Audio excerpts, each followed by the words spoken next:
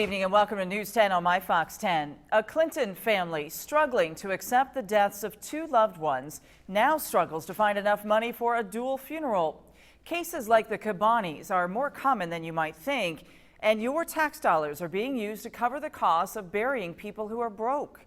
News 10's Brent Frazier has been following the story of this husband and wife who died in the same car crash. It's tragic, right? It is, Patrice. It was 1 week ago last night that Dino and Kim Cabani slammed into a concrete bridge and died.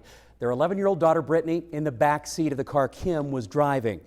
The Clinton couple, unemployed and on government assistance, we're told, leaves behind 3 children and no money for a proper funeral. City-owned Highland Lawn Cemetery is Terre Haute's largest. It's also the biggest burial site for paupers, poor people who still deserve a dignified exit. It's an inexpensive cloth-covered casket. It's basically plywood covered in cloth, and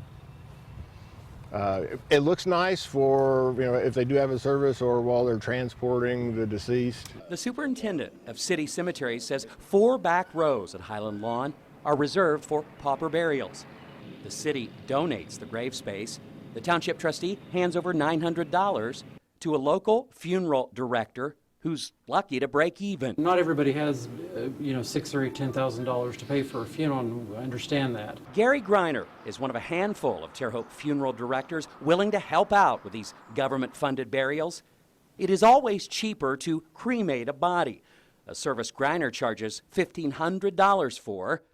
But for a pauper memorial, burial and all, funeral homes have to settle for the mere $900 state law allows. I will pay $450 for a funeral, for the funeral side of it, and $450 for the cemetery. And obviously that's not a lot of money for anyone. It is a lot of money for the deceased who were down and out. The saying goes you can't take it with you. But a handful of folks buried here didn't exactly leave any behind either. Dino and Kim Cabani were cremated just this evening by Simple Cremations and Burials in Clinton, the owners of which agreeing to help the family at a discounted rate. $200 of pauper money in Vermilion County will go toward the Cabani case. Meantime, 11-year-old Brittany Cabani remains at Riley Children's Hospital tonight. Then it's on to rehab facility in the next couple weeks. They're waiting on her, Patrice, to be released from the hospital so she can attend her parents' dual memorial service. How tragic. We wish her well. Thank you very much, Brent.